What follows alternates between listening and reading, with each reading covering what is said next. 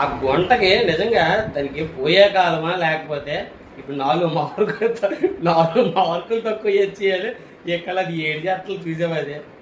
దాన్ని మనిషి అనుకోవాలా, దాన్ని మోహన్ బాబు అనుకోవాలా, జీవితంలో ఫెయిల్ అయిపోయిన వాళ్ళే మంచి సక్సెస్ సాధిస్తా అంటారు. అలాంటిది 4 మార్కులు తక్కువ అని ఇక బిందులు బిందులు బిందు కళ్యాణ్ నీరు నువ్వు చదివేవాళ్ళు కాదనలేదు. అలాగైతే ఫెయిల్ అయిపోయిన వాళ్ళు చాలామంది ఇంకా ఊరేసుకొని చచ్చిపోయిన వాళ్ళు చాలామంది, ఇంకా రిజల్ట్ రాకముందే చచ్చిపోయిన వాళ్ళు చాలామంది. ఎవరు చెప్పాడు జీవితంలో ఇప్పుడు ఎగ్జామ్స్ చేయంటే దేనికి ఎంత ఎగ్జామ్స్, మనం ఒక స్టెప్ ముందుకు వెళ్ళడానికి ఎగ్జామ్స్, అంతేగాని జీవితమే ఎగ్జామ్స్ కాదు. దాని గురించి ఏడు సీడాలు చచ్చిపోయాడు అవన్నీ వేస్ట్. అవి ఇలాగ తయారయ్యారేట అలా మీరు.